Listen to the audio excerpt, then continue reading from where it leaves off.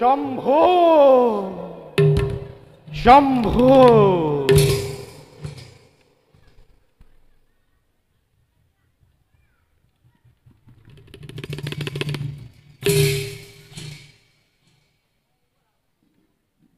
হেয়াই উপযুক্ত স্থান আরাধনাত লিপ্ত হওয়ার।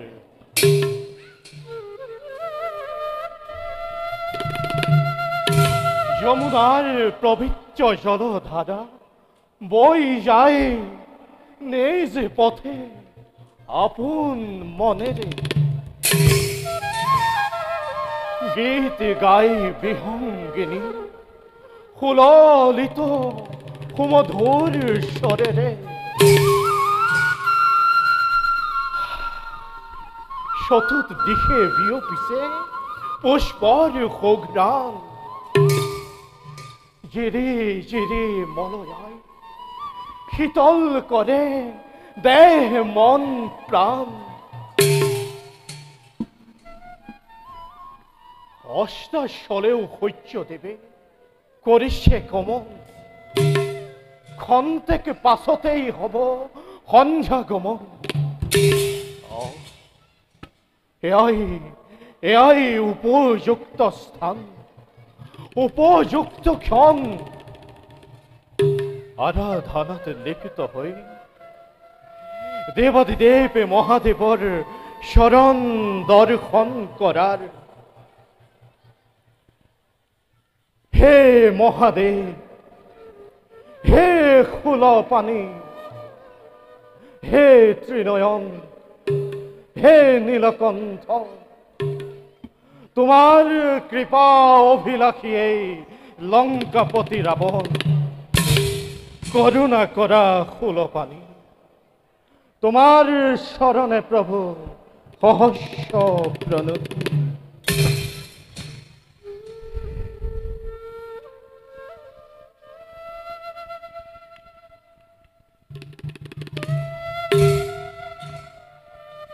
দেব দেব মহাদেব করুণা সাগর,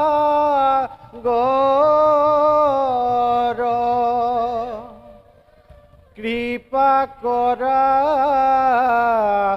অধমক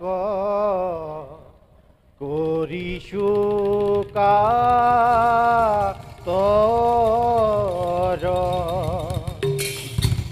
শরীরত ভস্ম ধূলা গলে সর্পমালা।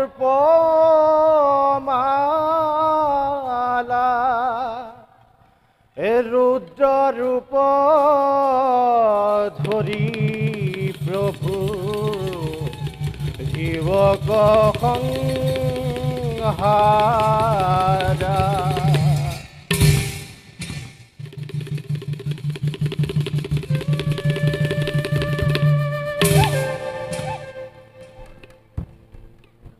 ঐশ্বর্য ঐশ্বর্যক ভোগ বিলাসেই জীৱনৰ চৰম সুখ মধুৰম মধুৰম এই সুখৰ স্বাদ শক্তিৰ জালেৰে সম্ভোগ কৰাটোৱেই সুখ কিন্তু দৰবলি নিৰাশ্ৰয়ীবোৰে কয় ই হেনো পাপ সেনাপতি মহাৰাজ পাপ কি সেনাপতি মহাৰাজ দুৰ্বলী বলবৃত্তহীনবোৰে শক্তিৰ অভাৱতে সম্পন্ন কৰিব নোৱাৰে কঠিন কাৰ্য আৰু দেৱতাৰ ভয়ে ত্ৰাসিত হৈ আৱৰণ দিয়ে সেই কৰ্মৰ ওপৰতে আৰু সেই আৱৰণৰ নামেই হ'ল পাপ মহাৰাজ সুন্দৰ সুন্দৰ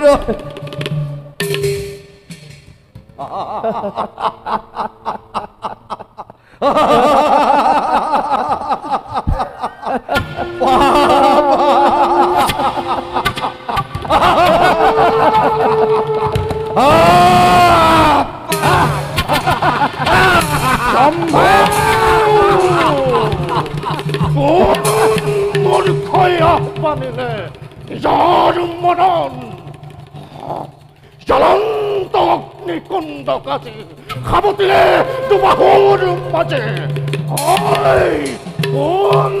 ক্ষুদ্ৰ পতংগ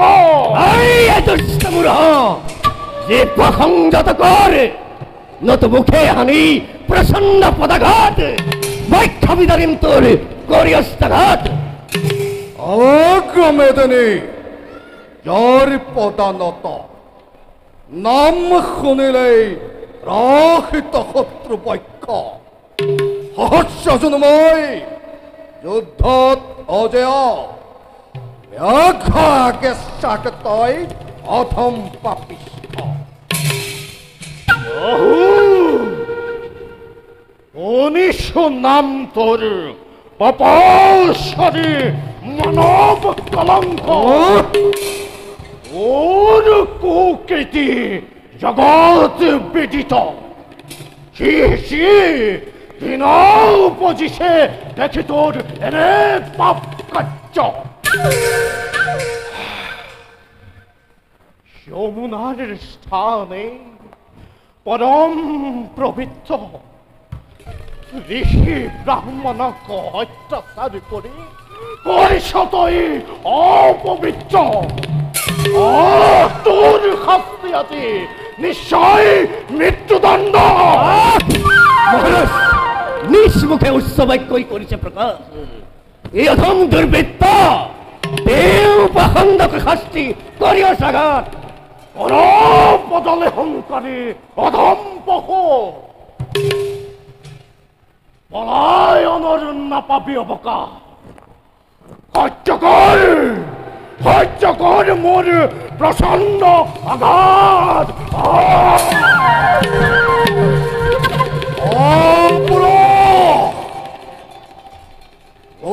নিৰ্বোধ নবুজি মোৰ অসীম শক্তি অৰি বিৰুদ্ধাচৰণ আহ্বান কৰিলি তোৰ আপন মৰণ বাক্যত নহয় মূৰ্খ যুদ্ধত দেখা তোৰ বলৰ বিক্ৰম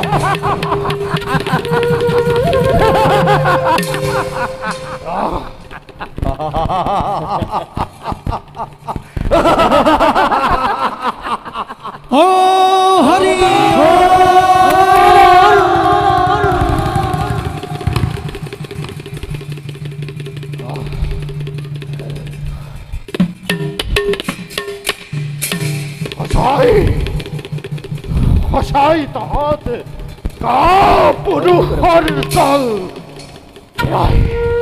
এয়াই নে তহঁতৰ ধৰ্ম এয়াই নে তহঁতৰ নীতি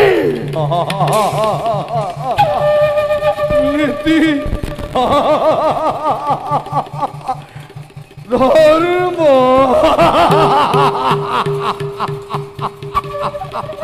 আইনগণ এৰামতি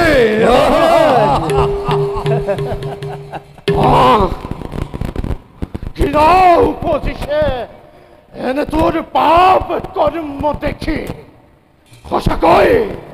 সঁচাকৈ তই অন্যায় আৰু অধৰ্মৰ জীৱন্ত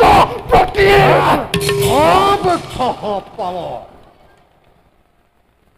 মন্দিৰ মুখত শোভা নাপায় এনে বাক্য মস্যতা স্বীকাৰ কৰি প্ৰাণ ভিক্ষা মাগ মোৰ চৰণত পৰে শিশু হৈ দিম তোক ক্ষমাদান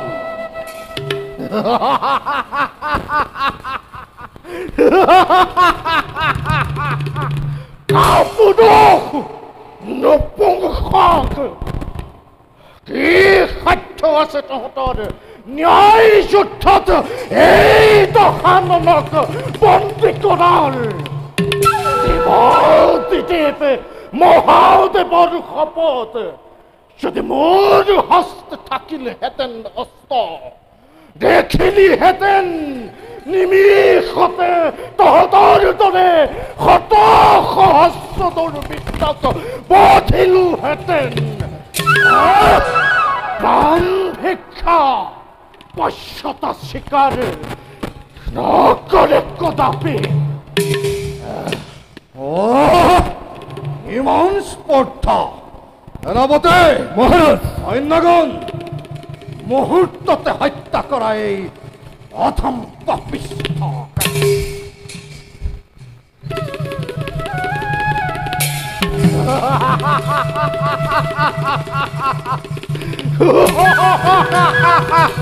মূৰ্খ মৃত্যুঞ্জয় কে খাদ্য আছে সেগালৰ দল এই ৰমণক হত্যা কৰাৰ সৈন্যগণ লৈ যোৱা পাখণ্ডকে বন্দী কৰি ৰাখা মোৰ অন্ধকাৰ কাৰাগাৰে লৈ আহে মোৰ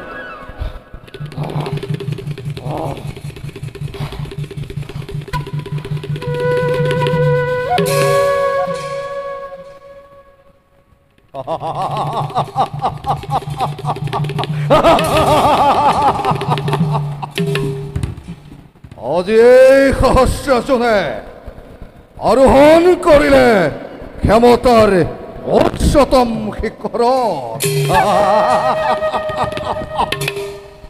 স্বয়ং লংকাপতি ৰাৱণ উপন্দি আজি মোৰ অন্ধকাৰ কাৰাগাৰে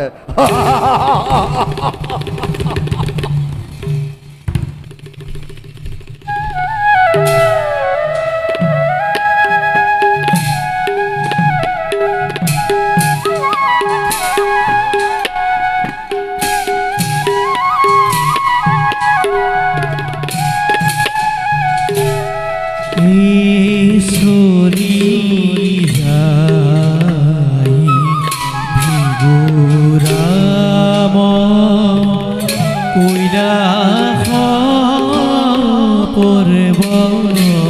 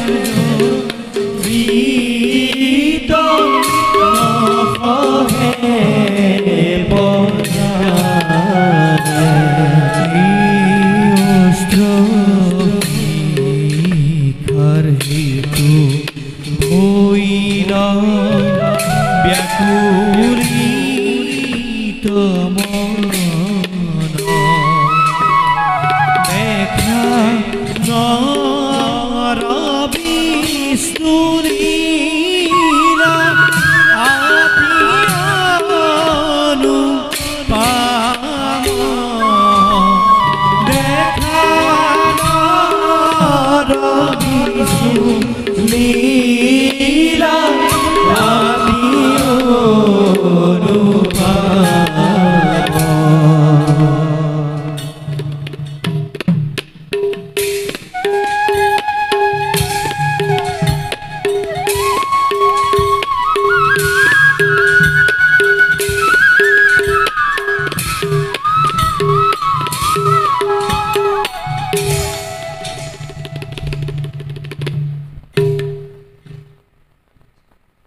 প্রাণ প্রিয় মোর পার্বতী দেবী, আজি হল পূর্ণিমা তিথি।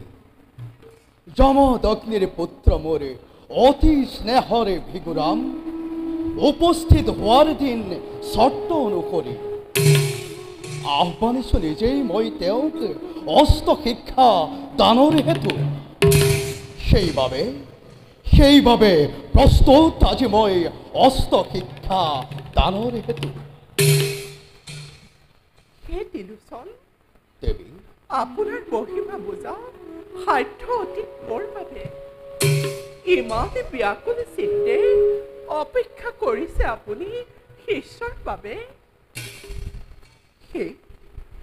এই কৈলাসৰ দুৰ্গম কষ্টসাধ্য যাত্ৰাৰ পথ অতিক্ৰম কৰি আহিব পাৰিব জানো ব্ৰাহ্মণ প্ৰণয় এই স্থানে শিক্ষা লাভৰ বাবে?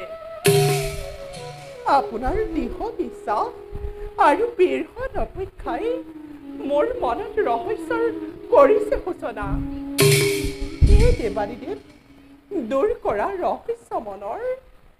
দেৱী, সঁচাই বিহ্বলময় অপেক্ষাত উঠিল।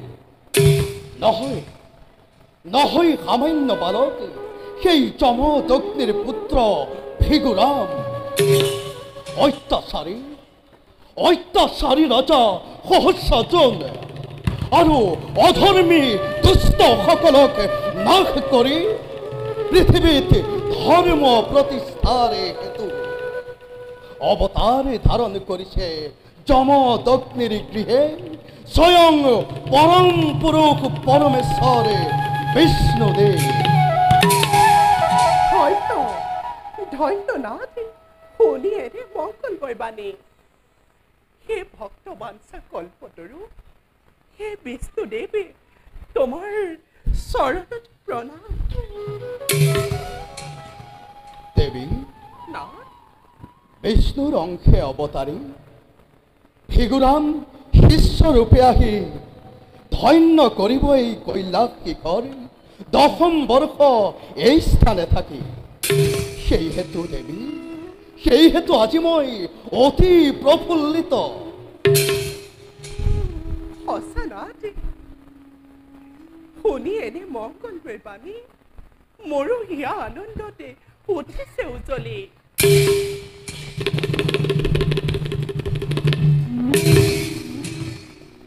প্ৰণাম প্ৰভু, প্ৰণাম মাত্ৰে। হে গুৰুদেৱ, শিষ্যৰ সেৱা গ্ৰহণ কৰক। পুত্ৰৰাম, প্ৰভু, তুমি সঠিক দিন আৰু সঠিক ক্ষণত আহি শিষ্যৰ প্ৰথম আৰু প্ৰধান কৰ্তব্য পালন কৰি তোমাৰ গুৰুক ধন্য কৰিলা। প্ৰণাম প্ৰভু। হে দেৱাদেৱ, দেৱী, দৰ্শন কৰকচোন। ৰক্তক্ষৰণ হৈছে পুত্ৰ ৰামৰ চৰণৰ পৰা। ধন্য, অতি দুৰ্গম পথে অতিক্ৰম কৰিলা তুমি। ধন্যনাথ। হে নাথ, ৰামৰ কষ্ট দূৰ কৰা।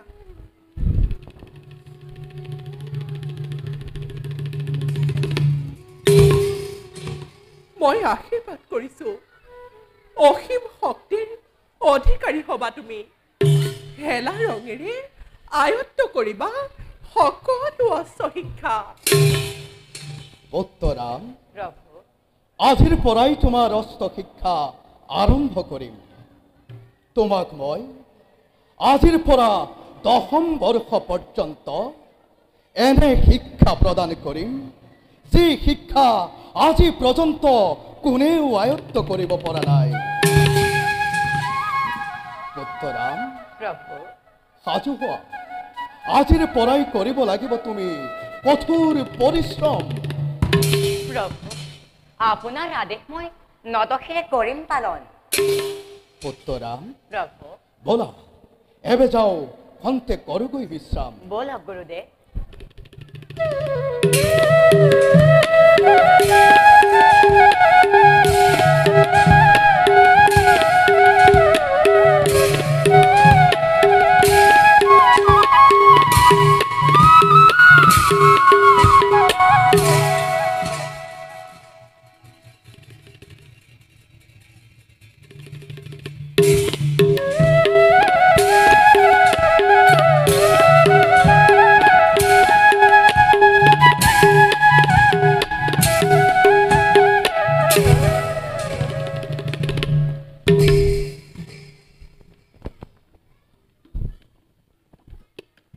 উত্তৰাম, প্ৰভু আজিৰ পৰাই তোমাৰ অস্ত্ৰ শিক্ষা কৰিম আৰম্ভ।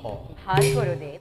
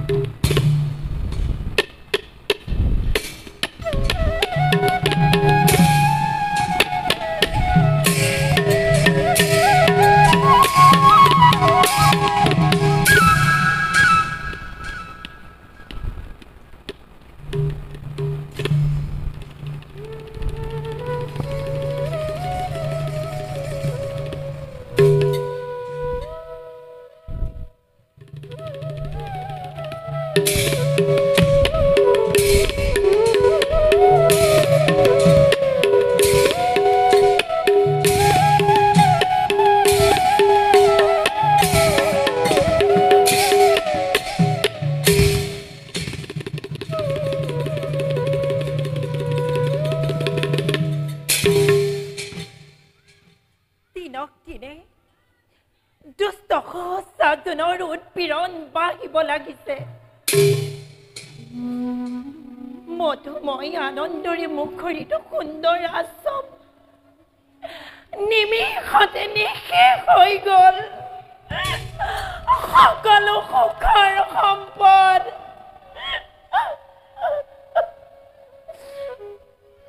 বিৰাজিছে মাথো বিভীষিকা, আতংকৰ কলীয়া ডাৱৰে।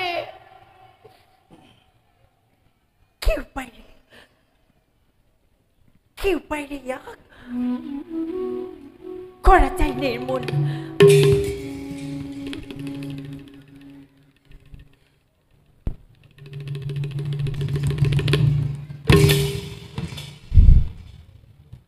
সুন্দৰ, অতি সুন্দৰ। দেৱী, কিবা হেতু দেখো তোমাৰ চিন্তিত মন, দেখি তোমাৰ এনে মলিন বিষাদিত বদন, মন মোৰ ব্যৰ্থিত হয় অতিকে। মোৰ সংযত কৰ্মৰ খৰাজন বিস্মিত নহবি। মই মহাৰিষি যমদগ্নিৰ পত্নী। দুৰ্ভাগ্য, সেইটো অতি দুৰ্ভাগ্য দেৱী। পাপী, তই অধৰ্মী, তোৰ নিজ মনোভাৱ ঘৃণা উপজিছে তোৰ এনে কাৰ্য দেখি। ৰাজ ধৰ্ম কৰি পৰিত্যাগ, সন্তৰ ওপৰত কৰিছ নিৰ্মম আঘাত। আৰু কিমান উৎপীড়ন চলাবি দুষ্ট, আৰু কিমান উৎপীড়ন চলাবি? দেৱী, সত্যই সত্যই মই তোমাকে প্ৰতিশ্ৰুতি কৰিম প্ৰদান। আহিবা দেৱী তুমি অকলশৰে মোৰ ৰাজভৱনলৈ। গোপনে গোপনে মিলি দুয়ো কৰিম সন্ধি। যদি মোৰ প্ৰস্তাৱতে দিয়া সন্মতি, ইয়াক কৰিম উৎপীড়ন মই আশ্ৰমৰ প্ৰতি। কোৱা দেৱী। সঁচাজন প্ৰিয়ে, প্ৰিয়ে, স্বামী, কিবা হেতু ইমান ক্ৰোধান্বিত হৈছা?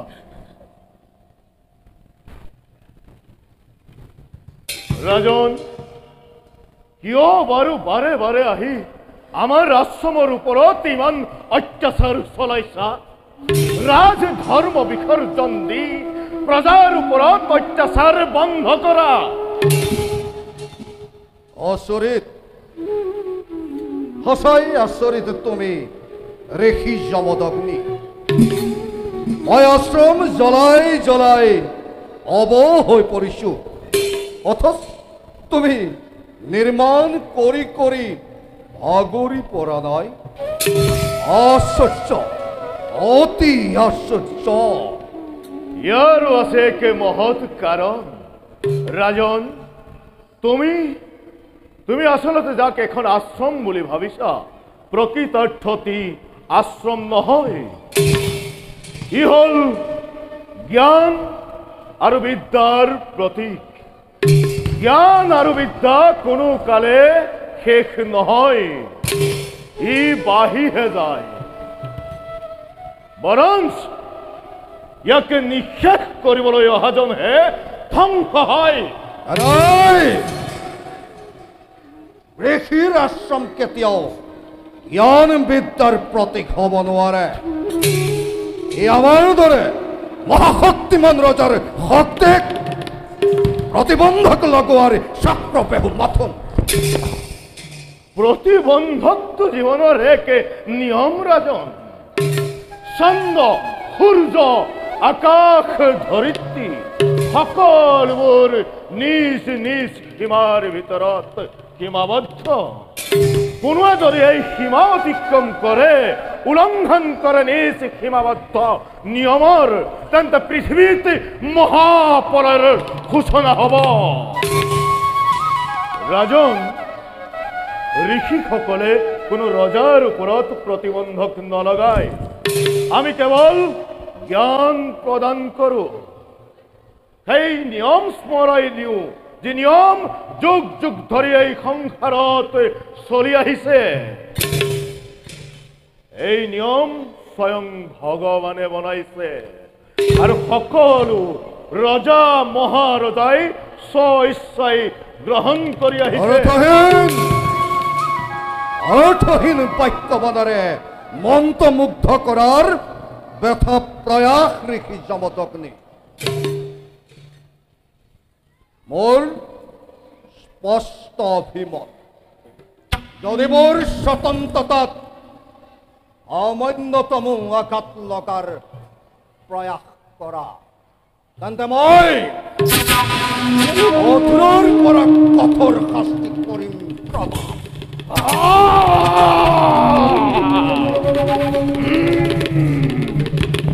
অহংকাৰী মদকৰ্মী এই দুষ্ট সহস্ৰাজনৰ এই পাপ কৰ্মৰ সুস্থিত উত্তৰ দিম প্ৰাণনাথ। কিন্তু কেনেকৈ ই যে অসম্ভৱ।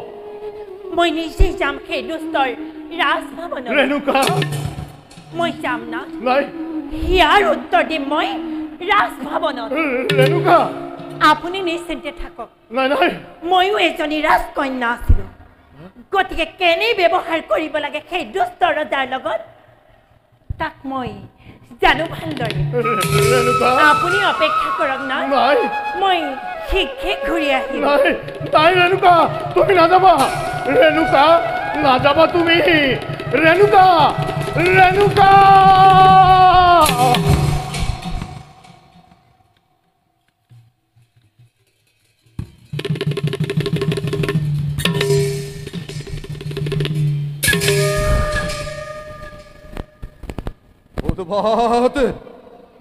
উদ্মত কৰি তুলিছে মোক ৰেণুকা দেৱীৰ প্ৰতিচ্ছবিয়ে।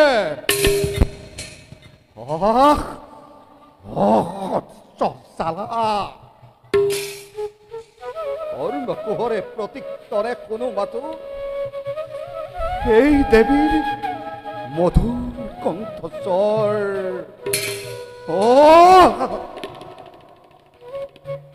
এৰে দুষ্প্ৰাপ্য ভোগৰ সম্পদ ঋষিৰ আশ্ৰমত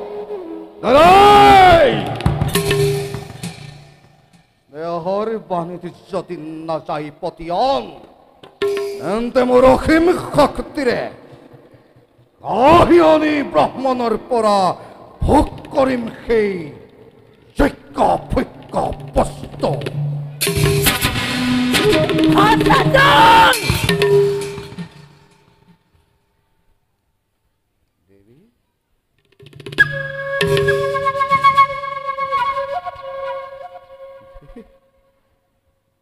এয়া কি বাস্তৱ নে মোৰ স্বপ্ন? বিশ্বৰ সৰ্বশ্ৰেষ্ঠ সুন্দৰী আজি মোৰ বিলাস ভৱনত।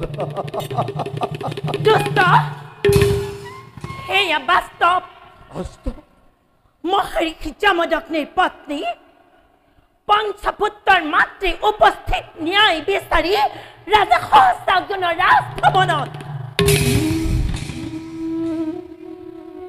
হে ৰাজন, মোৰ এটি প্ৰশ্নৰ উত্তৰ দিয়া। এটি কিয় দেৱী? আজি তোমাক মই সহস্ৰ প্ৰশ্নৰ উত্তৰ দিম।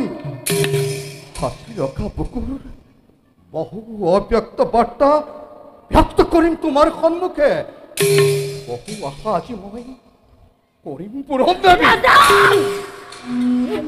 নিজ মৰ্যাদা বিসৰ্জন দি এক অজ্ঞানীৰ ভাষ্যৰে ৰাজ সিংহাসনক অপমান নকৰিবা। মোৰ প্ৰশ্নৰ উত্তৰ দিয়া। কিবা হেতু তুমি বাৰে বাৰে ভংগ কৰিছা আশ্ৰমৰ শান্তি?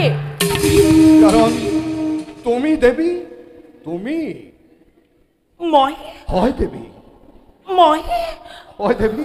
যিদিনাই তোমাক মই প্ৰথম দৰ্শন কৰিছিলো মোৰ হৃদয় অধিকাৰ কৰিলা তুমি। তোমাৰ তোমাৰ তোমাৰ অপৰূপ সৌন্দৰ্যই, তোমাৰ যৌৱন আৰু দেহৰ সুন্দৰতাই মোক উন্মাদ কৰি তুলিলে দেৱী। দিয়া দিয়া দেৱী, দিয়া মোক তোমাৰ প্ৰেমালিংগ। তই মহাপাপী। এজনী ব্ৰাহ্মণ পত্নীৰ প্ৰতি তোৰ এনে মনোভাৱ। সঁচাই তোৰ এক কদৰ্য ৰূপ। মই যে নিৰুপায় দেৱী, তোমাৰ যৌৱনে মোক উন্মাদ কৰি তুলিলে আৰু তোমাৰতো স্থান নহয় সেই অৰণ্যৰ মাজত। তোমাৰ উপযুক্ত স্থান এই ৰাজভৱনতে দেৱী ৰাখিম তোমাক মই পতেশ্বৰী ৰাজৰাণী কৰি দেৱী মোৰ শক্তি আছে কিন্তু আশ্ৰমত শান্তি আছে মোৰ ঐশ্বৰ্য আছে ব্ৰাহ্মণৰ সততা আৰু সংযমৰ প্ৰাচুৰ্য আছে মোৰ ক্ষমতা আছে দেৱী ঋষিৰ সমাজত জ্ঞান আছে বিবেক আছে নাৰীৰ প্ৰতি সন্মান আছে বাসনাৰ কদৰ্য খিননীয় ৰূপৰ তই যি কৰিলি প্ৰদৰ্শন তোৰ ধ্বংস হ'ব অতি অচিৰে সেইজনী ব্ৰাহ্মণ পত্নী গুৰু পত্নীৰ প্ৰতি তই এনে বাক্য কৰিলি প্ৰকাশ তোক মই শতবাৰ কৰো পদাঘাত দুষ্ট নাৰী সহস্ৰজন মই আপোন ঈশ্বৰে আপোন শক্তিৰে সম্ভোগ কৰো সকলো ভোগ্য বস্তু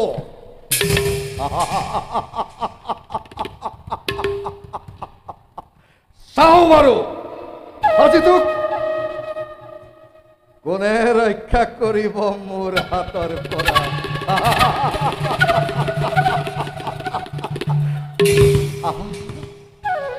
আহা দেৱী আহা দেৱী আহা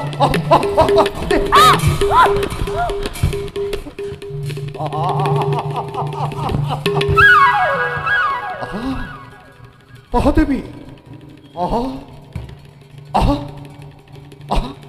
আহা দেৱী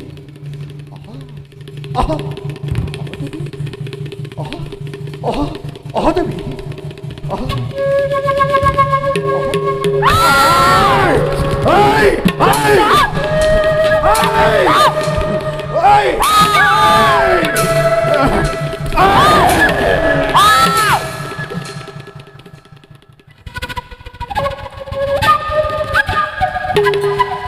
সেইজনী ৰাজকন্যা হিচাপে হস্ত শিক্ষাৰ জ্ঞান মোৰ আছে সম্পূৰ্ণ নাৰীক নাভাবিবে সবল আৰু দুৰ্বল বুলি প্ৰয়োজনৰ সংঘাৰিণী ৰূপে থিয় দিব পাৰে প্ৰত্যেক সতী নাৰীয়ে অন্যায়ৰ বিৰুদ্ধে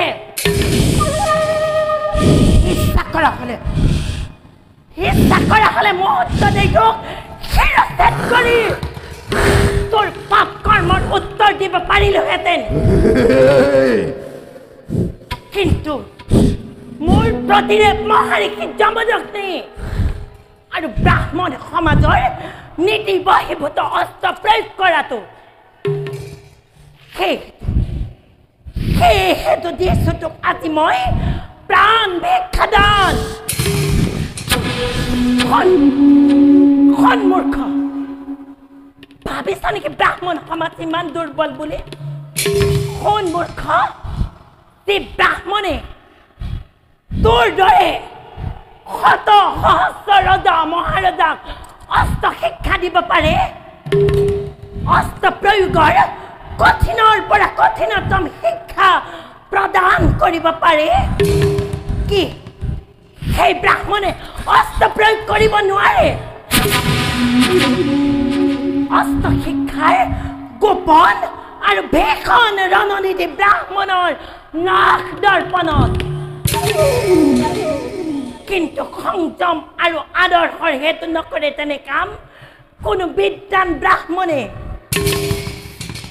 তোৰ দৰে নিষ্পত্তি মূৰ্খই ভাবিছ ব্ৰাহ্মণ সমাজ অতিকে দুৰ্বল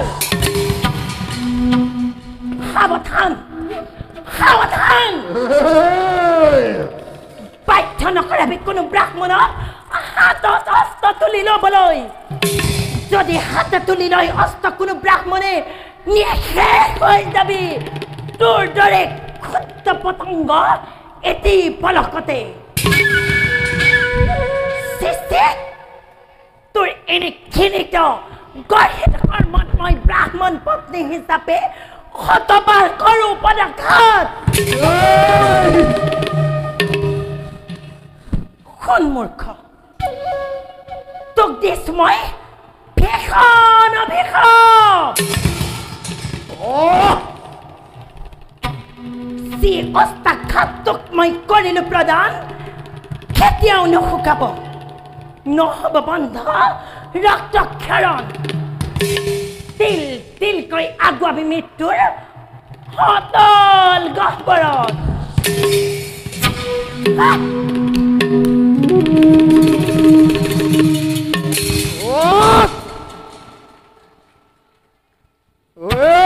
গৰ্বিত নৰে জগাই তুলিলি তই এই সহস্ৰ চুনৰ সংহাৰৰ মূৰ্তি এইবাৰ আৰু তহঁতৰ নহ'ব নিস্তাৰ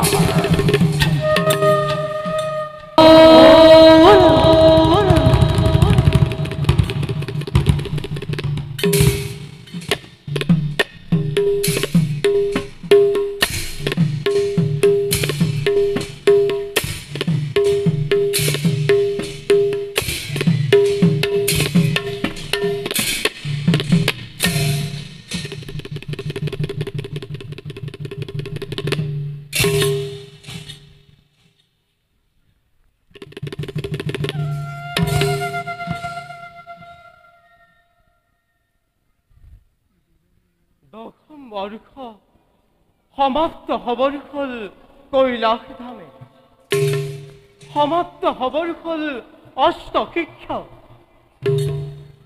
কটালো বহুকাল পিতৃ মাতৃৰ অবিহনে নহকে আৰু প্ৰাণে গুৰুদেৱৰ আজ্ঞা পালেই যাত্ৰা কৰিম আশ্ৰম ৰক্ষাৰ হেতু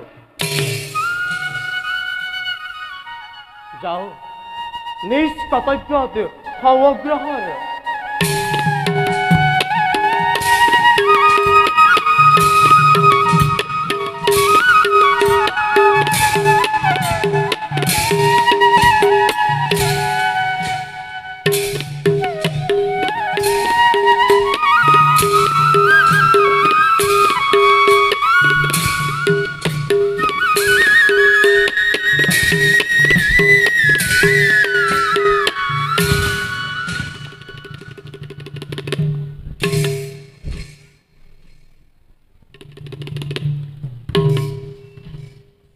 মহাদেৱ সেই ত্ৰিপুৰাৰী তোমাৰ কলা পৰশে তোমাৰ করুণা বলে সম্পূর্ণ অষ্ট শিক্ষারে একমাত্র কৃষ্ণই ভিগুরামে আয়ত্ত করিলে পৃথিবীর সর্বশ্রেষ্ঠ ধন বিদ্যা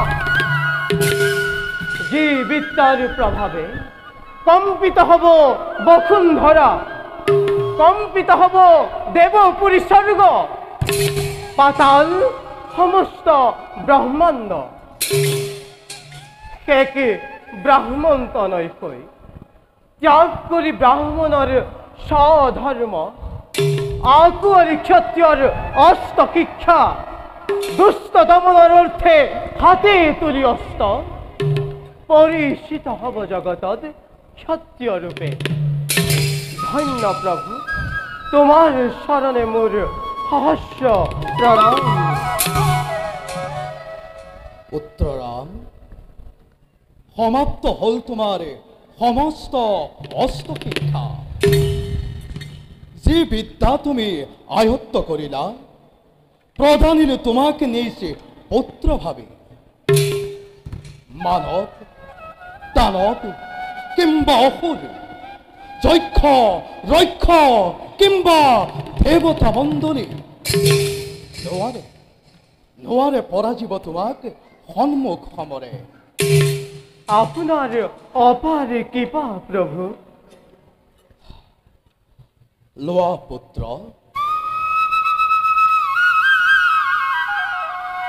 মোর এই ধনু প্রধানীম তোমাকে মোর স্নেহর মাল্য বলে এই হরধনু সম নাই কোনো ধনু বিশ্ব সরসরে গুণৰ আগৰ এই ধনু নোৱাৰে বহন কৰিব সামান্য মহাবীৰে ধনুৰ টংকাৰে হব কম্পিত সমগ্ৰ ধৰণী স্বৰ্গ মৈত্য পাতাল ভেদি শব্দে চতুৰ্দিশে লগাব খলকনি। প্ৰাণ সময় স্নেহৰ ধনু অৰ্পিলো তোমাক, লোৱা পুত্ৰ। অধাচিত হবলৈ নিদিবা এই হৰধনুৰ সন্মানত আঘাত। গ্ৰহণ কৰা পুত্ৰ, গ্ৰহণ কৰা মোৰ অৰ্ঘিক নিৰ্মালী। হে গুৰুদেৱ, যোগ্য বুলি ভাবি অৰ্পিলে যেতিয়া সেই মহান ধনুবান এই ভিগুৰামক, প্ৰতিজ্ঞা কৰি প্ৰতিশ্ৰুতি কৰিছো প্ৰদান। প্ৰাণতকৈ অধিক স্নেহে যথাযোগ্য নিয়ম সৎকাৰে ৰক্ষা কৰিম মই হৰধনু প্ৰাণ থাকে মানে। পুত্ৰৰাম, সন্তোষিত সন্তোষিত মই তোমাৰ দৃঢ় সংকল্পত।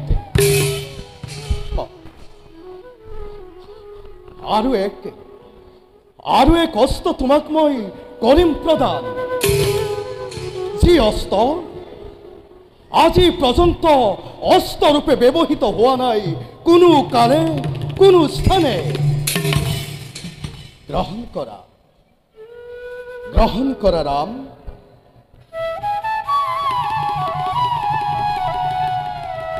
গ্ৰহণ কৰা এই মহান পৰশু।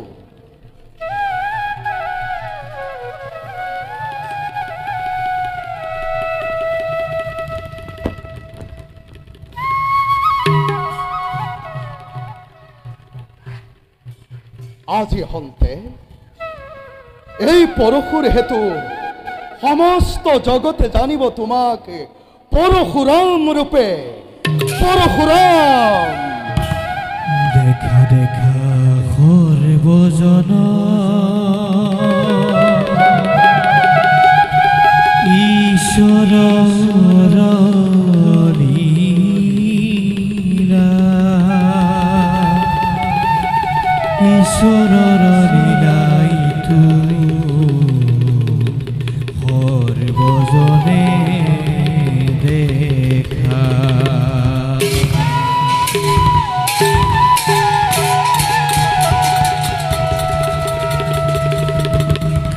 জয় পৰশুৰামৰ জয়, জয় পৰশুৰামৰ জয়, জয় পৰশুৰামৰ জয়, জয় জয়। পুত্ৰৰাম, যোৱাবে নিজ কৰ্তব্যত হোৱা অগ্ৰসৰ। ময়ো যাওঁ নিজ কৰ্মত ব্ৰতী হওঁগৈ।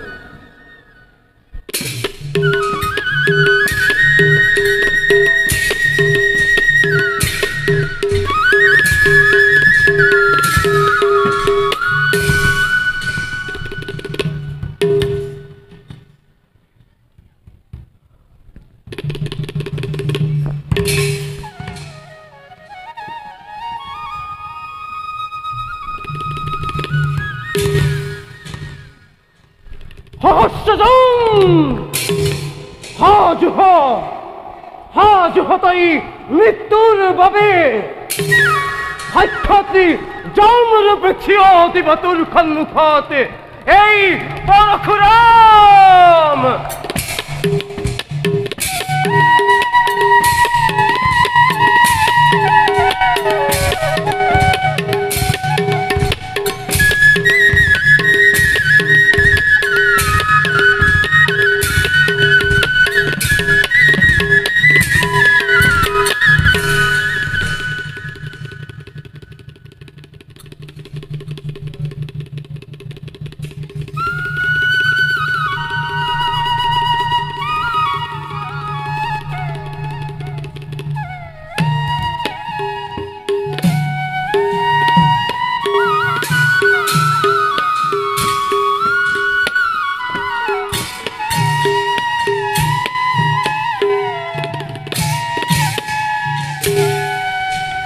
জল খেলি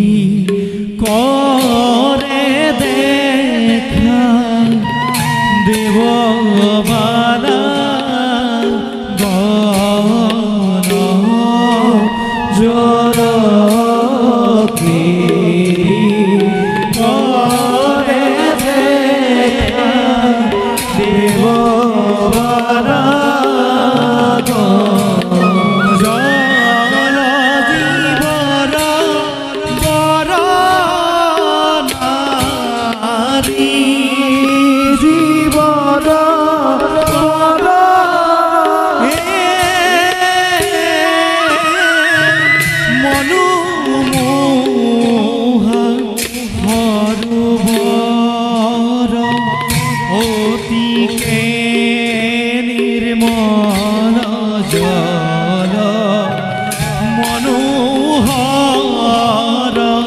পদুমৰ কৰি জৰকে পৰে দেখা দেব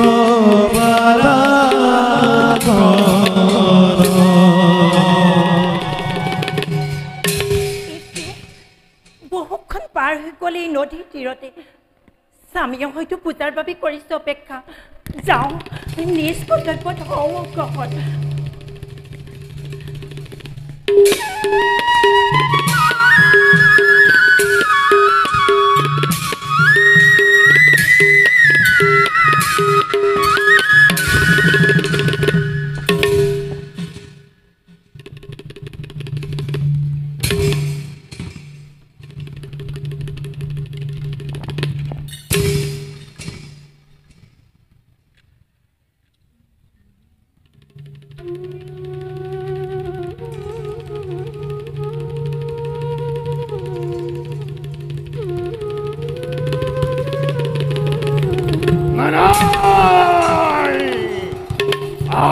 আৰু ৰক্ষা নাই পূজাৰ ক্ষণ গল পাৰ হৈ তথাপিতো উভতি নাহিল সম্পূৰ্ণ এটা ৰাতিৰ অন্ত পেলাই দুষ্ট সহস্ৰাৰ্জুনৰ ৰাজপ্ৰসাদে বুজিছো দুৰ্বল মনৰ অধিকাৰী নাৰী ইয়াৰ শাস্তি কেৱল প্ৰাণদণ্ড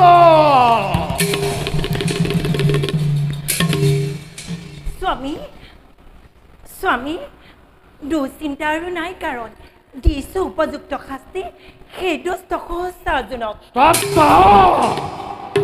স্তব্ধ দুষ্ট নাৰী দূৰ হতৈ মোৰ সন্মুখৰ পৰা হে স্বামী কিয় প্ৰকাশিছে এনে ৰক্ষ বচন খন্তেক মাথো বিলম্বৰ হেতু ইমান কোঠাম্বিত হোৱাৰ নেদেখো কাৰণ খন্তেক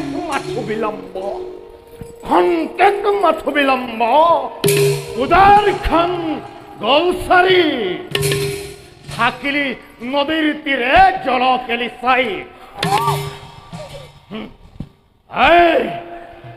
লজ্জাহীনা চৰিত্ৰ ভ্ৰষ্টা নাৰী কলংকৰ কালিমা খানি অপবিত্ৰ কৰি দে পুনৰ উভতি আহিছ দূৰ ত্যাগ কৰ এই আশ্ৰমৰ ভূমি ক্ষান্ত হওক স্বামী নুশুনাব তেনো অশ্লীল বাণী সত্য তিনি সত্য নাই কৰা তেনে কোনো অপৰাধ নাই কৰা তেনে কোনো পাপ কৰ্ম মাথো নদীৰ তীৰত মিথ্যাভাষী পাপিনী নাৰী প্ৰস্তুত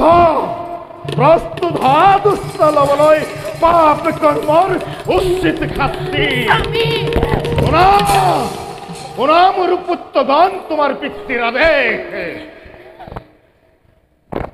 বধ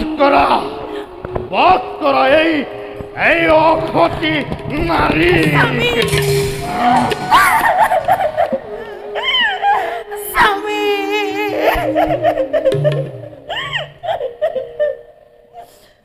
ক্ষমা কৰা স্বামী মোক ধৰো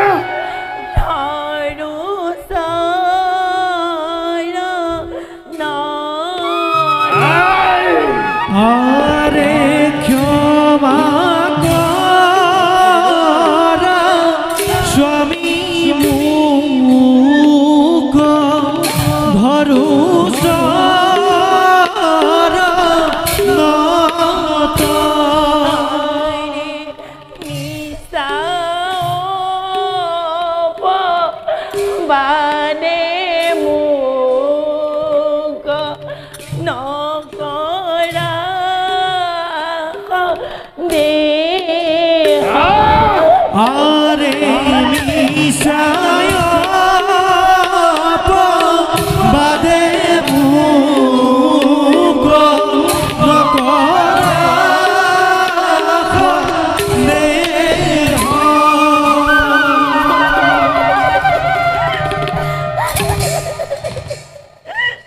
দূৰ হ তই মোৰ সন্মুখৰ পৰা নকৰ দৰ্শন তোৰ পাপ মুখ অপবিত্ৰ দে হে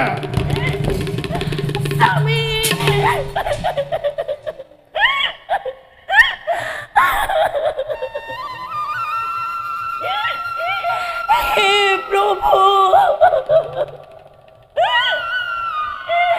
এনে বিষাক্ত পাপ বাণী শুনাৰ আগতে মোক মাৰি নিনিলা কিয় প্ৰভু মাৰি নিনিলা কিয়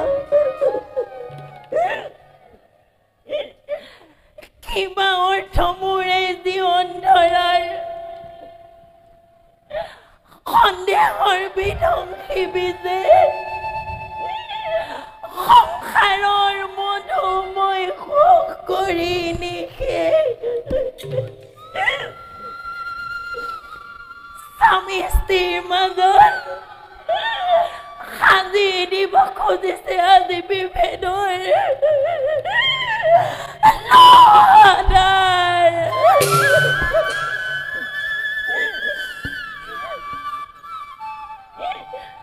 হে প্ৰভু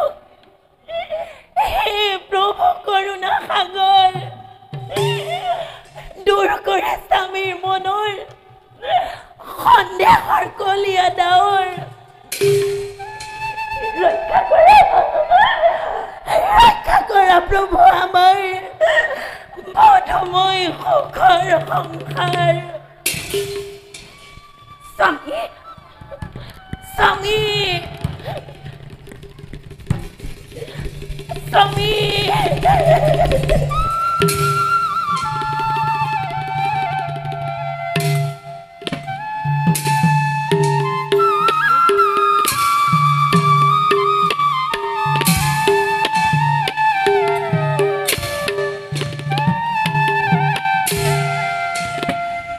চলি যাই ভিগোরাম গৃহয় মুখে হাতে হর ধনু ধরি সরের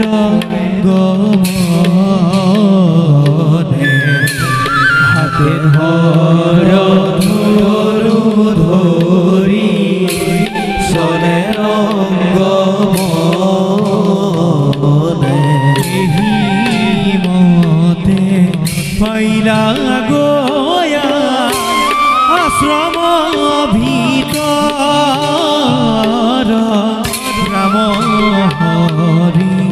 রাম হরি বোলানি নিরন্তরে রাম হরি বোলানি নিরন্তরে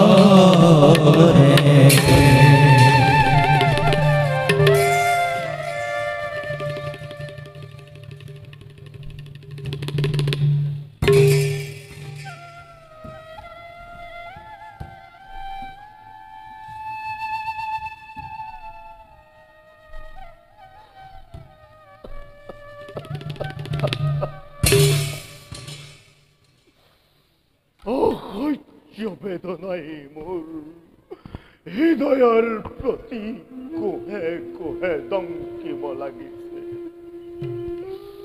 অসহ্য যন্ত্ৰণাই সৰ্বশক্তি গ্ৰাস কৰি শ্বাসৰুদ্ধ কৰি চতুৰ্দিশে অন্ধকাৰ কৰি তুলিছে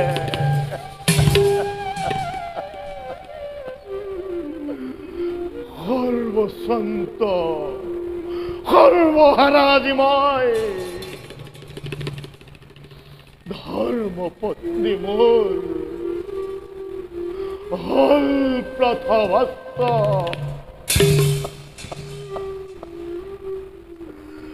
অতি মৰমেৰে লালন পালন কৰা পঞ্চপুত্ৰ সিও হল আজি মোৰ অবাধ্য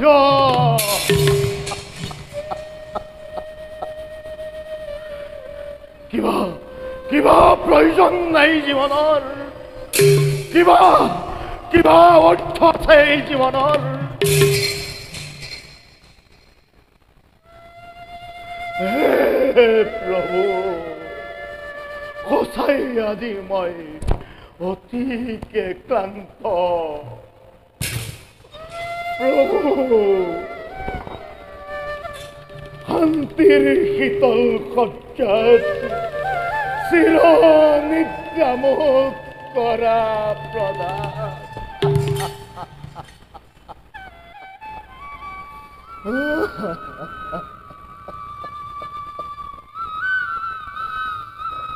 পিতা, পিতা,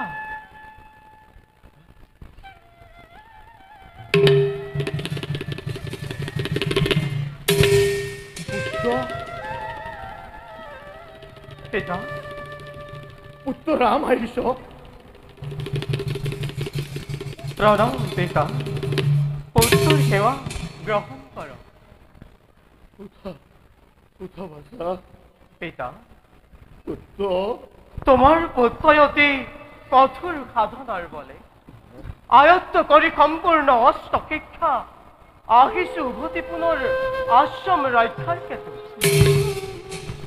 পিতা, কিবা কিন্তু দুশ্চিন্তা তোমাৰ মনে?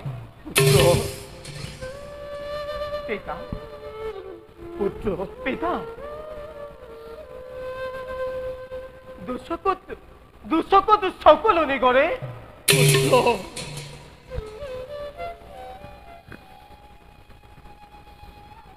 যি পিতৃৰ সৰ্বপুত্ৰই হয় অবাধ্য, তেওঁৰ সমান দুৰ্ভগীয়া আছে জানো এই বিশ্ব ব্ৰহ্মাণ্ডত? সেই ভাবিয়েই চকুলো নিগৰিছে বাছা। তোমাৰ অগ্ৰজ সকলো ভাতৃয়ে মোৰ বাক্য উলংঘন কৰি লাজে অপমানে জৰ্জৰিত কৰি ব্ৰজ সম আঘাতে আনিছে হৃদয়ত। আৰু বাছা, তুমিও যদি কৰা তাৰেই পুনৰাবৃত্তি, কিদৰে জীয়াই থাকিম অতনা অপমান হৈ? কি কলে পিতা? অগ্ৰজে কৰিছে অমান্য পিতৃৰ আদেশ।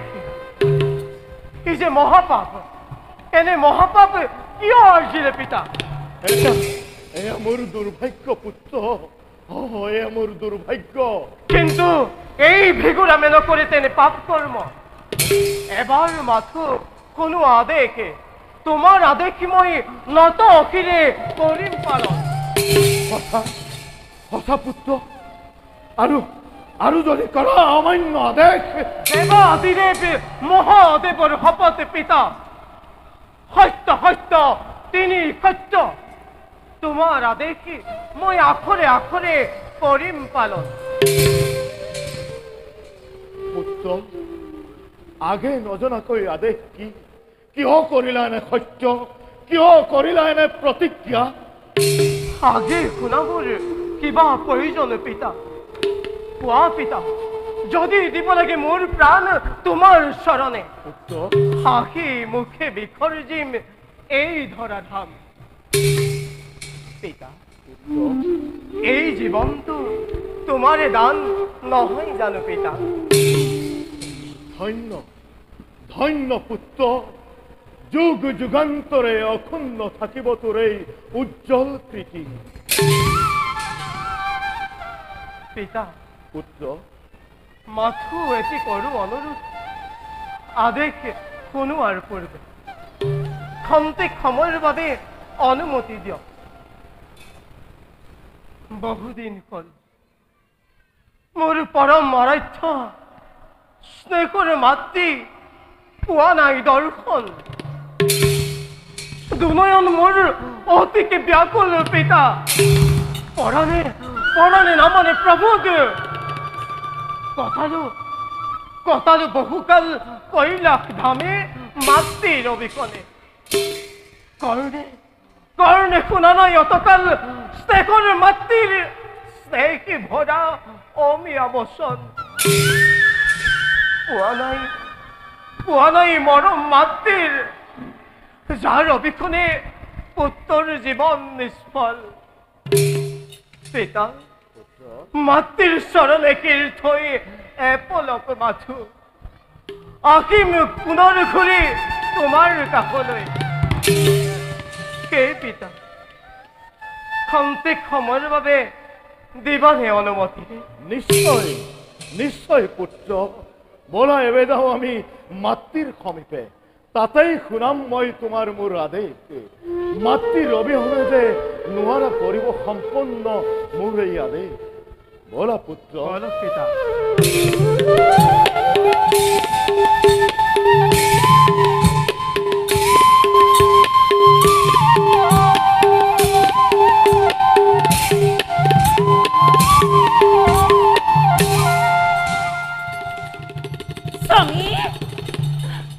স্বামী, পুত্ৰগণ,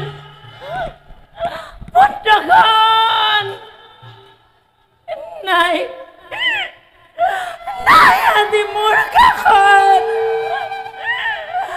কোনো নাই।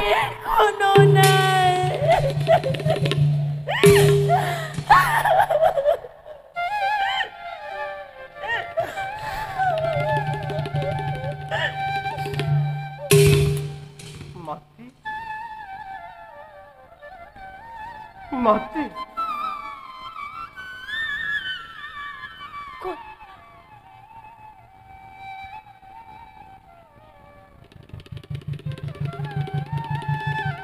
মাতৃ,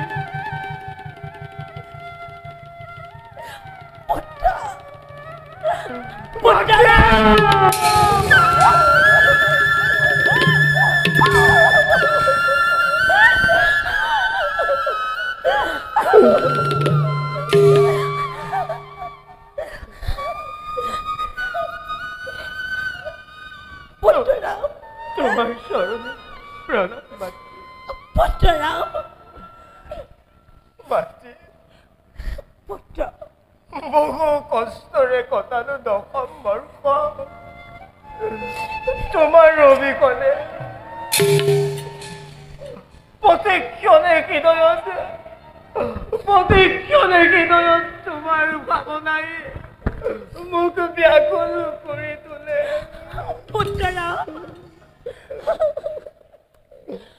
তোমার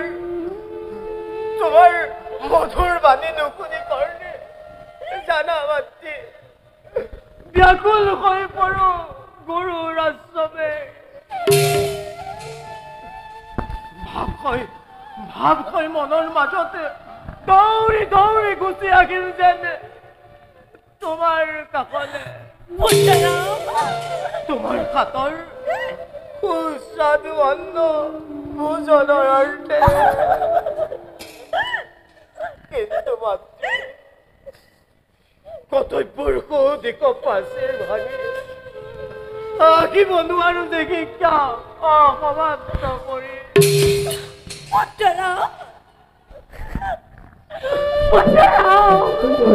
মোৰ স্নেহৰ পুত্ৰ,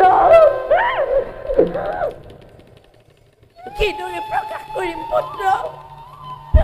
মাতৃৰ হৃদয়ত সন্তানৰ বেচেনৰ যন্ত্ৰণা ৰহি থাকে। হৃদয় প্ৰতিক্ষণে পুত্ৰ স্নেহেৰে। পুত্ৰ,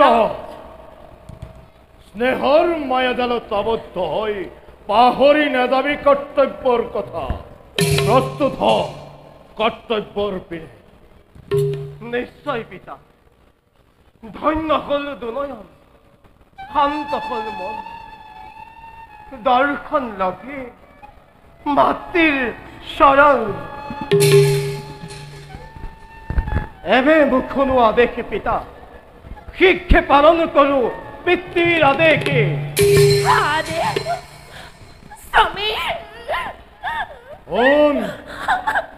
পুত্ৰ মোৰ আদেশ। শিরচ্ছেদ করি হত্যা কর অবিলম্বে এই মুহূর্ততে মাতৃকৃত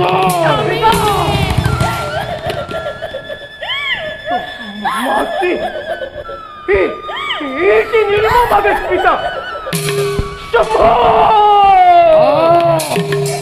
এই মোর আদেশ এই কষ্ট মোর কর্ণ বিশ্বাস নহয় পিতা অবিলম্বে মাতৃক হত্যা করি মোর আদেশ পালন কর পিতা পিতা পিতা নজনাবা পিতা এনে নির্মম আদেশ তাৰ পৰিৱৰ্তে কোৱা পিতা মোৰ শিৰ দিব লাগে তোমাৰ চৰণে দিম মই নিজেই ছেদ কৰি চোৱা পিতা জগতৰ সমস্ত প্ৰাণীয়ে নিজ মাতৃৰ চৰণ সেৱাত স্বৰ্গ সুখ মানে তেনেস্থলত মাতৃৰ অপত্য স্নেহৰ বান্ধন কৰি চোৰমাৰ তেনেদৰে কোনো পুত্ৰই নিজ মাতৃক হত্যা কৰিব পাৰে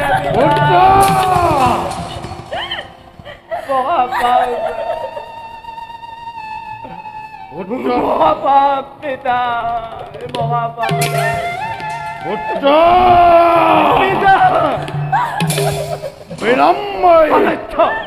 হাৰাধ্য গোসানী মোৰ প্ৰাণতো কৈও স্নেহৰ মাতৃ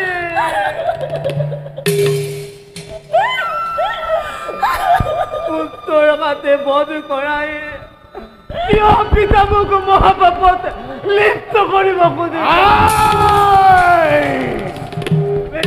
বিলম্বে মোৰ ক্ৰোধৰ সীমা অতিক্ৰম কৰিব নিদিবি পুত্ৰ পিতা পিতা পিতা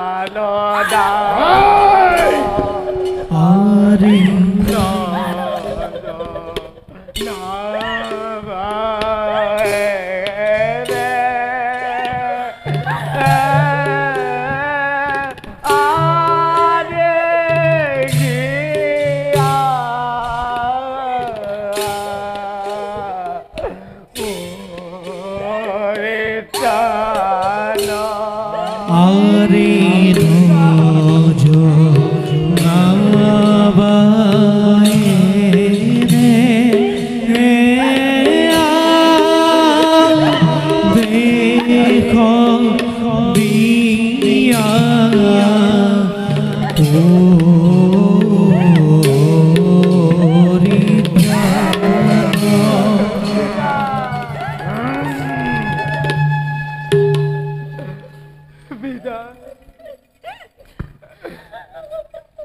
যে মাতৃ 10 দিন গর্ভত রাখি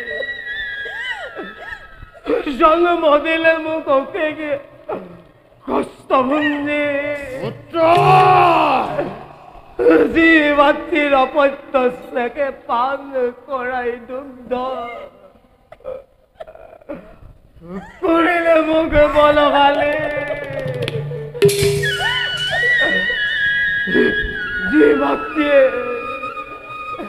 যে মাতৃ দিনে নিশাই কঠোর পরিশ্রম করি পরিচর্যা করিলে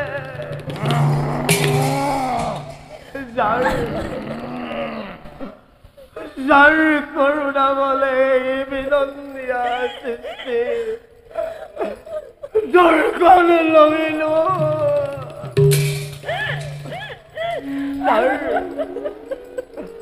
যার প্রতিদানে দিব লাগে আজি মাতৃ হত্যা করে এটা আৰু সত্য নহয় হেৰো অধম পুত্ৰ উলংঘন কৰিব খুজিছ তই পিতৃৰ আদেশ অংগ কৰিব খুজিছ তই মহাদেৱৰ শপত ইয়াত কৰিব খুজিছ তই তোৰ ভীষণ প্ৰতিজ্ঞা আৰু যদি খন্তেকো হয় বিলম্ব মুহূৰ্ততে ধ্বংস হব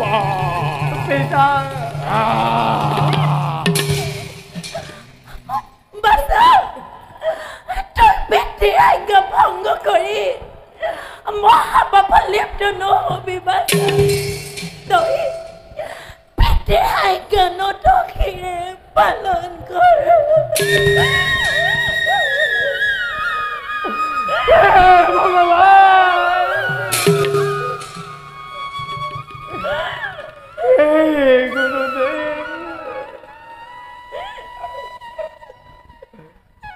চন্দ্রকুচ্চ বায়ু বরুণ নক্ষত্র মন্ডলী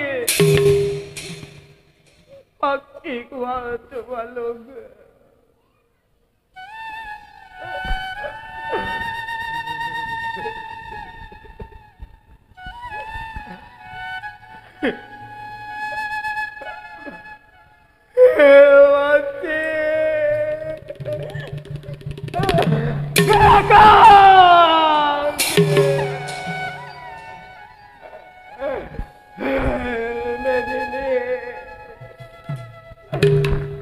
তরুতন্য বনর পক্ষু পক্ষীগণ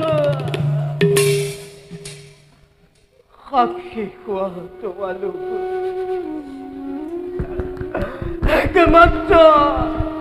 একমাত্র পিতৃর আদেশে পালন করি করিব উড়াইছে এই পুত্র জঘন্য মহাপাপ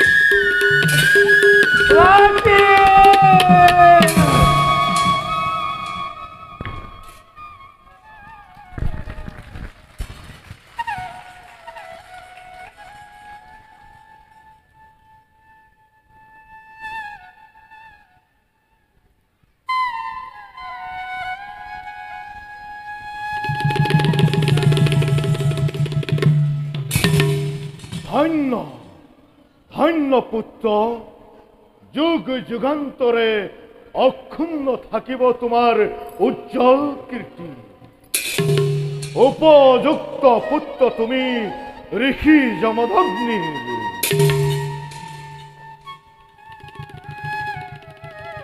চিৰঞ্জীৱ চিৰঞ্জীৱ চিৰঞ্জীৱ। মাতৃ মাতৃ মাতৃ মাতৃ মাতৃ মাতৃ মাতৃ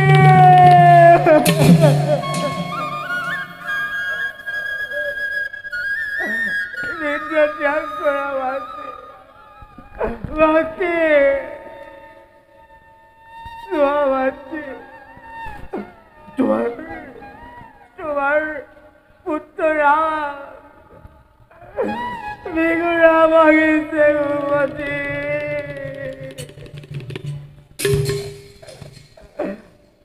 মাতৃ মাতৃ উঠা মাতৃ তোমাৰ তোমাৰ মধুৰ বচনে মোৰ লগত আলাপ কৰা মাতৃ তোমাৰ তোমাৰ হাতৰ মধুৰ পৰশ দিয়া মোৰ মাতৃ উঠা উঠা মাতৃ দশম বৰ্ষৰ অন্তত তোমাৰ কাষলৈ দৌৰি আহিছে তোমাৰ পুত্ৰ পৰশুৰা মাতৃ।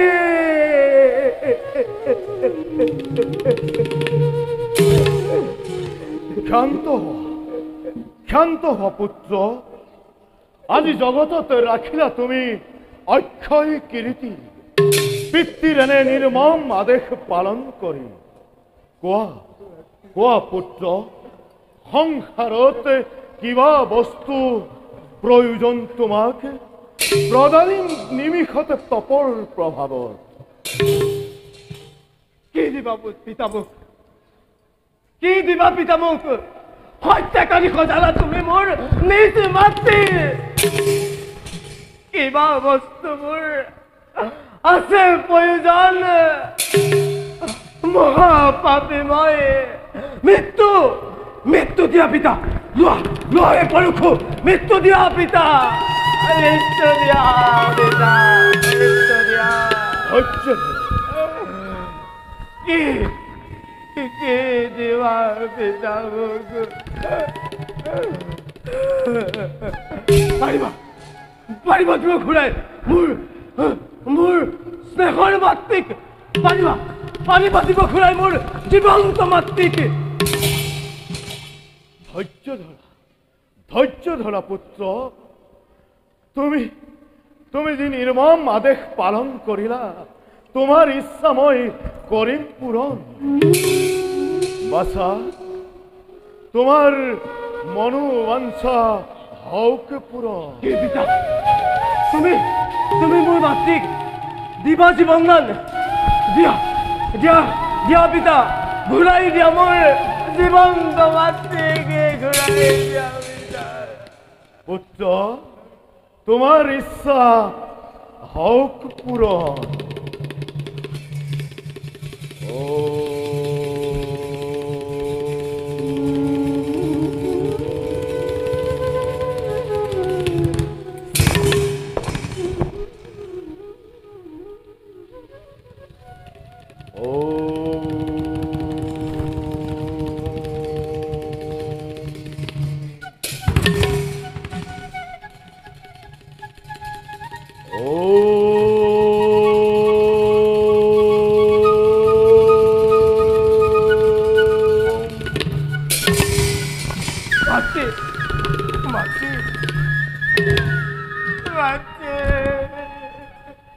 পুত্ৰৰাম,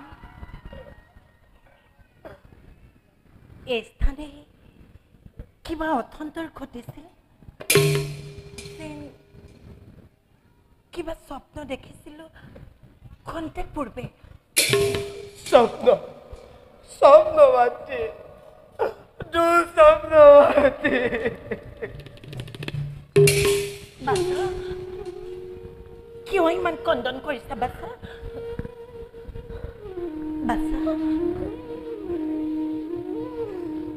মাতৃ বাছা বহুদিনৰ পিছত তোমাকে লগ পোৱাৰকেতো নিগৰিছে চকুলো সেয়া আনন্দৰ চকুলো মাতৃ বলা বলা মাতৃ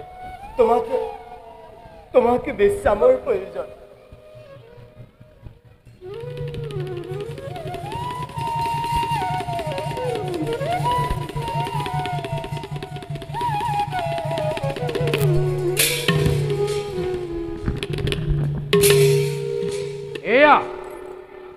এয়া নেকি ঋষিৰ মধ্যে শ্ৰেষ্ঠ মহাঋষি বিদ্যান আচাৰ্য যমদগ্নি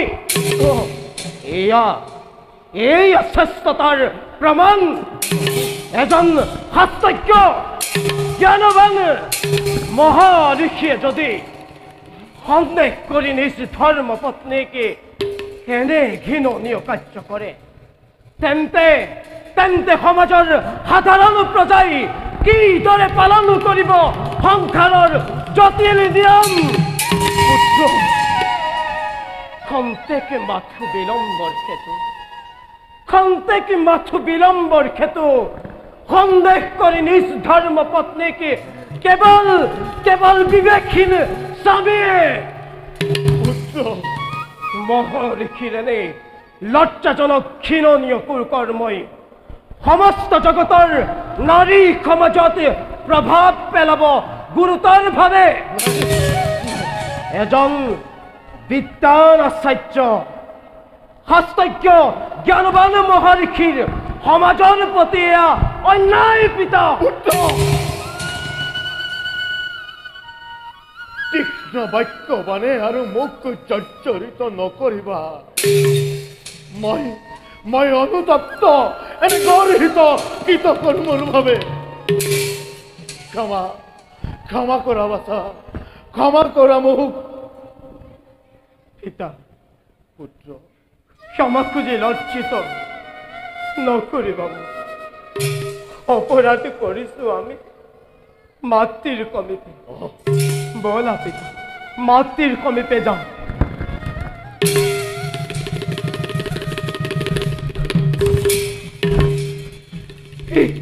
কি পিতা চোৱা পিতা মোৰ হাতৰ পৰা বৰষু খোৱা নাই বিচ্ছিন্ন পিতা পিতা মহাপাপে পিতা মাতৃ কন্যাৰ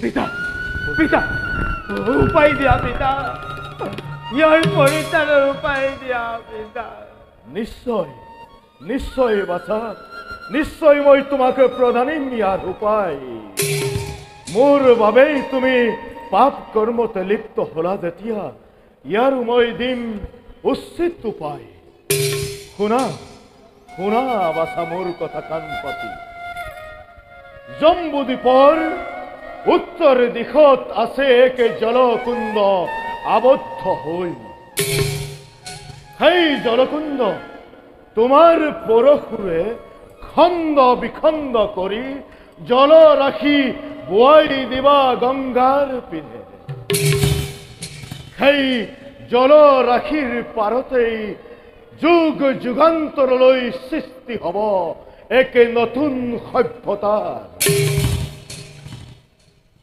সৃষ্টি হ'ব সাহিত্য সংস্কৃতিৰ আৰু সেই জলধাৰাৰ নাম হ'ব ব্ৰহ্মপুত্ৰ সেই জলধাৰাৰ নাম হ'ব ব্ৰহ্মপুত্ৰ সেই জলধাৰাৰ নাম হ'ব ব্ৰহ্মপুত্ৰ তেতিয়াই তোমাৰ পাপ খণ্ডন হ'ব বাছা বলা যাওঁ এবে আমি মাতৃৰ সমীপে বল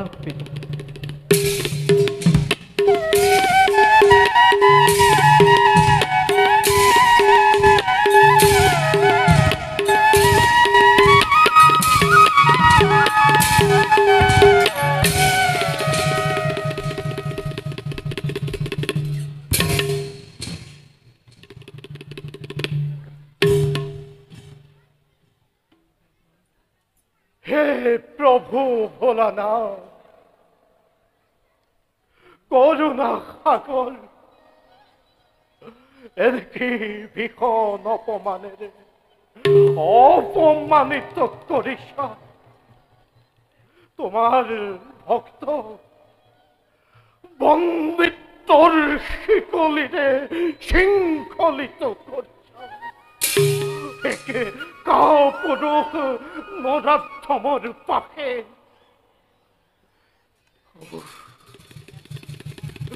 হে প্রভু কি অপরাধে অপরাধী স্বরূপে এনে ভীষণ শাস্তির করিসা প্রদান মৃত্যুক মই লমাকুয়ালি কিন্তু এনে কাপুরুষ বন্দিত নাই নাই প্রভু মোক হয় মুক্তি নয় নয় মৃত্যুদণ্ড দিয়া প্রভু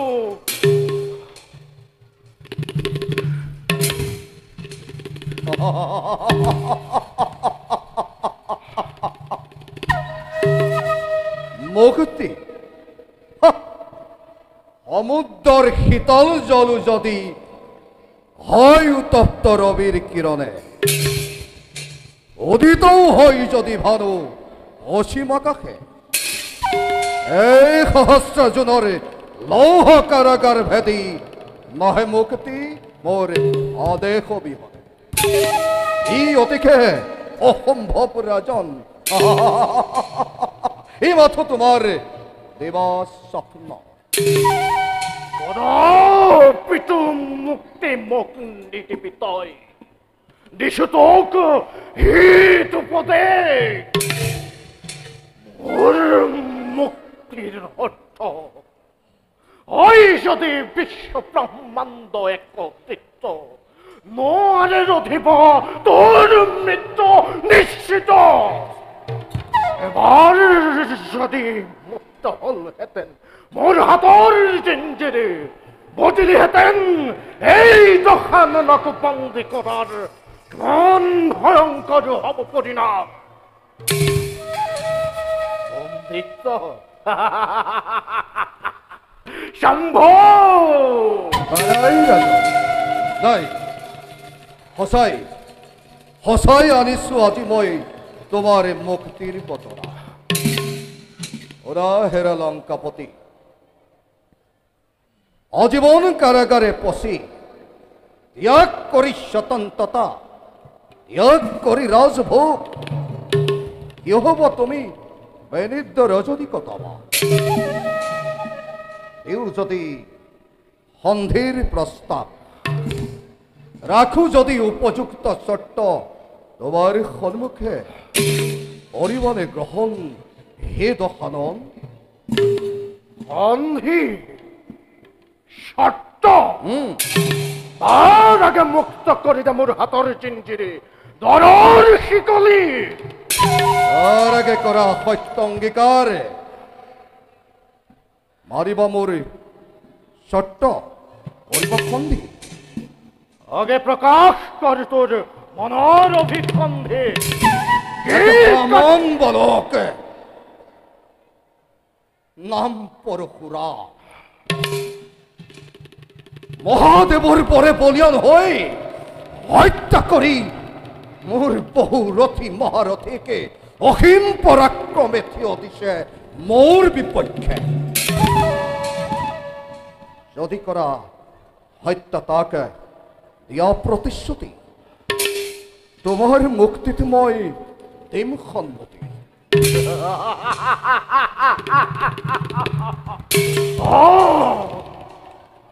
কাপুরুষ তই নরোত্তম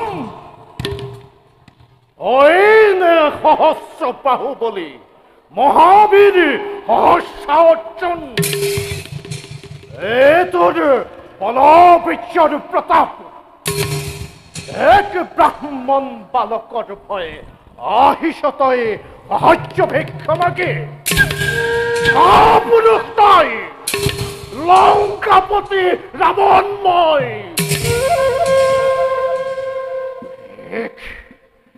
এক ব্রাহ্মণক আহ্বানিস তই, অনেক ব্রাহ্মণক হত্যার পাপে। এনে পাপ কর্ম ন করু কদাপি। তোর হবুর সন্মুখৰ পৰা তোৰ বদন দৰ্শনেও হয় মহাপাপ।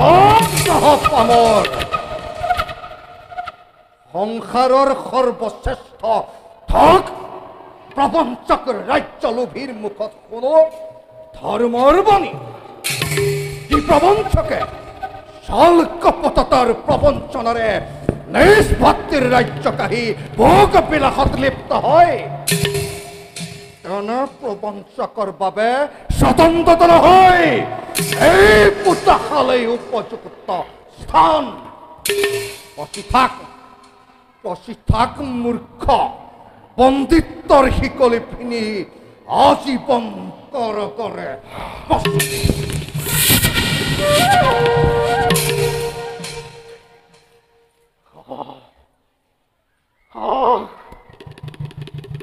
হে প্রভু ভোলানাথ, প্রত্যক্ষ করা প্রভু তোমার ভক্তরে নিঃসহায় অবস্থা। নীরবে সহ্য করি দুস্তর প্রলাপ পার করিছ প্রতিক্ষণ। হে প্রভু, মুক্তি দিয়া মুখ, মুক্তি দিয়া।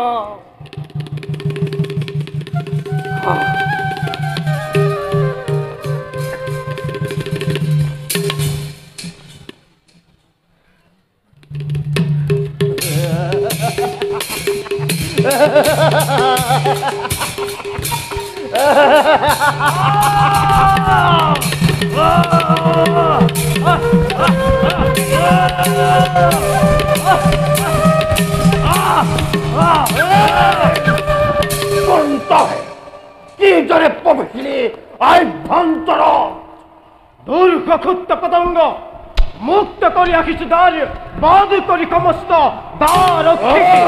দেখি দেখে কুতীক্ষ্ণ পরখু হল উত্তপ্ত মন্দ সিংহের অধীনে ওয়াম মেদিনী প্রস্তুত মৃত্যুর ভাবে।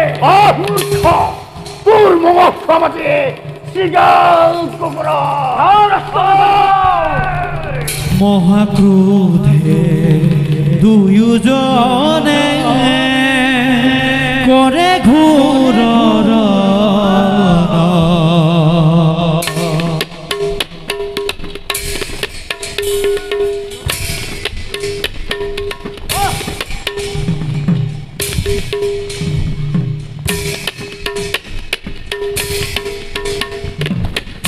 মহাক্রোধে দুয়োজনে করে ঘোর ক্রোধান্বিত হইয়া করে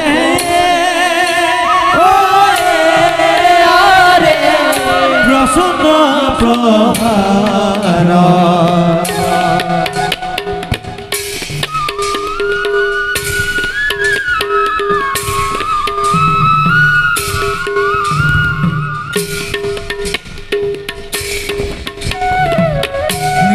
মতে যুদ্ধ ভৈরা অতি ভয়ঙ্কর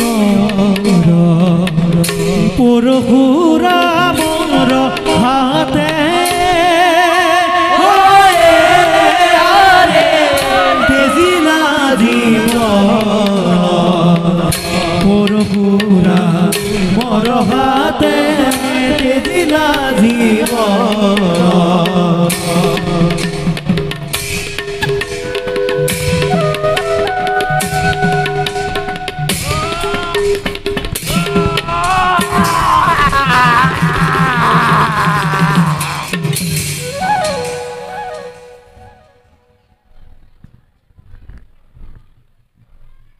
কোন তবে কিবা হেতু প্রবেশিলাই নরকস্থলী। ঈর্ষা যদি ক্ষয় প্রবল, হরিরথ থাকে যদি বাহুবল, মহাদেব রাখিস থাকে যদি হীরার উপরে, অখাদ্য নাই কোনো এই সংসারে। সৌন্দর্যে বলিষ্ঠ কণ্ঠই দিয়ে বীরত্ব, পরাক্রমী পরাক্রমী শত্রুর দ্বারক্ষীর স্তর প্রহারে দেশে বীরত্বর পরিচয়, মুখে মহাদেবর নামে সন্তোষিত করিলে মন, কেবা পরিচয়। মহাদেব ফুলপানি গুরু মোর, পিতৃ মোর মহা ঋষি যমদগ্নি, মাতৃ মোর রেণুকা দেবী, আগে আছিল মোর ভিগুরাম নাম। গুরু প্রদত্ত পরশুর খেতু সকলোৱে জানে মোক পৰশুৰাম বুলি। শম্ভু ধন্য হল মোৰ জীবন, দৰ্শন লভিল মহাদেৱৰ শিষ্য। প্ৰণাম। আগে শুনিছিলো দুষ্ট সহস্ৰ উচ্চনাৰ মুখে, দৰ্শন পাল হলো ধন্য নয়ন। কিন্তু কৃপা প্ৰয়োজন এই স্থানে, বন্দী ৰাৱণৰ মুক্তিৰ বাবে। উদ্দেশ্য জানিলে সন্তোষিত হম। গুৰুৱে মাগিছে গুৰু দক্ষিণা, বন্দী ৰাৱণক মুক্ত কৰিব লাগে কাৰাগাৰৰ পৰা। সেই দখান মুক্ত তুমি আজিৰ পৰা। হে গুৰুদেৱ, শিষ্যৰ গুৰু দক্ষিণা কৰিবা গ্ৰহণ। আজীৱন ঋণী হৈ ৰলো এই দখানন তোমাৰ ওচৰত। মই যে ঋণী তোমাৰ ওচৰত।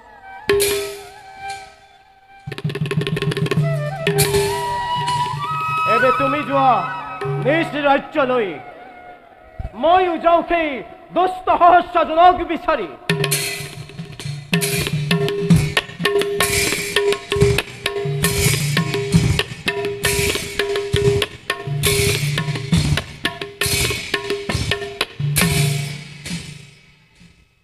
সহস্ৰজন হাজুহ তই মৃত্যুৰ বাবে।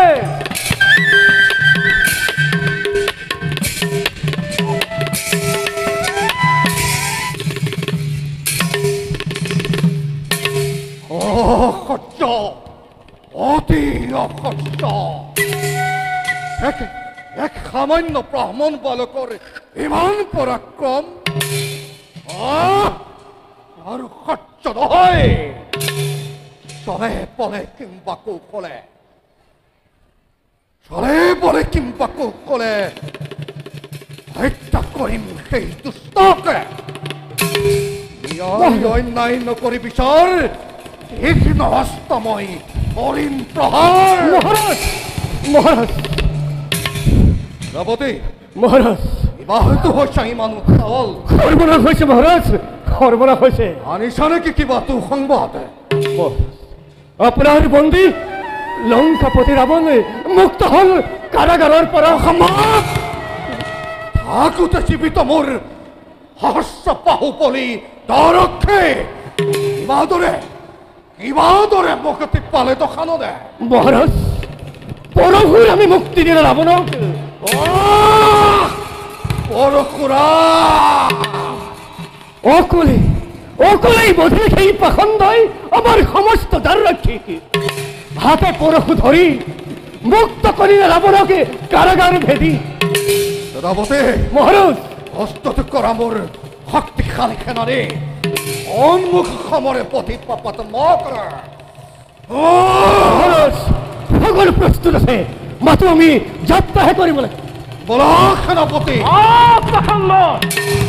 যি স্থানে স্থিত সেই স্থানে হ স্থির, নতু এই পাষণ্ড পরশুরা ঘাতে দ্বিখণ্ডিত করিম মুন্ড।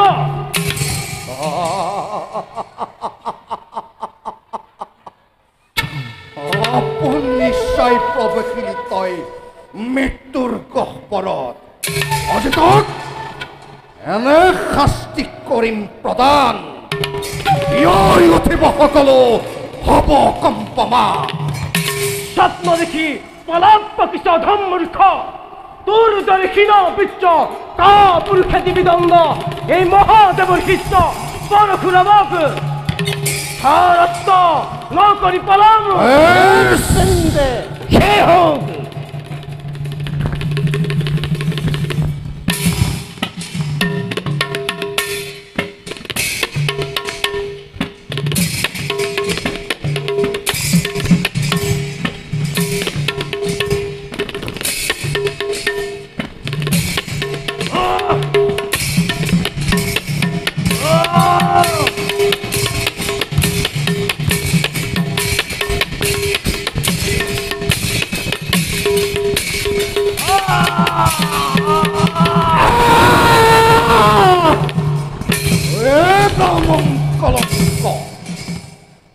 সামান্য সেনাপতিকে হত্যা কৰি ভাবিছ নেকি তই বীৰেন্দ্ৰ বোলে? বহু অপেক্ষার আজি অন্ত পেলাম। বহু কষ্ট দিলি আশ্রমবাসীকে, বহু অত্যাচার করি সকল বুয়ালি বিদ্যার আচার্যর লম লম আজি তার বিকাল প্রতিশোধ। হে দুয়ো বীৰে যুদ্ধ কৰে প্ৰচণ্ড বিক্ৰমে।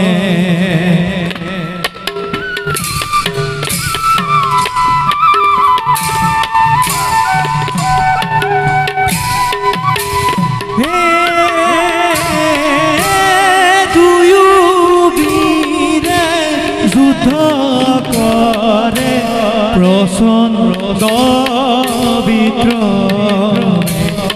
আরে পদ ভরে বহুমতি কম্পে ধরা ধরে।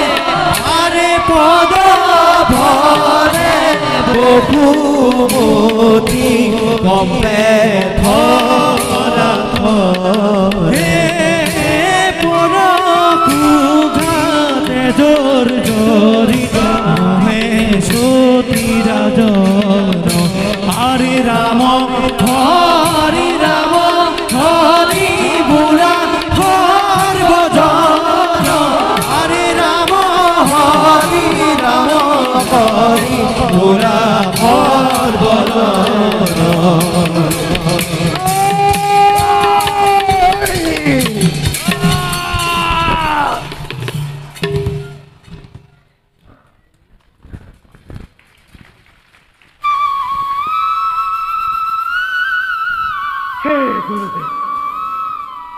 তোমার কিশ্বই পাপী সহস্রজনক বধ করে তোমার গুরু দক্ষিণা করিস প্রদান। গ্রহণ করা প্রভু। যাও, পিতৃর কর্তব্য পালন করে নিজ কর্তব্য হও অগ্রসর।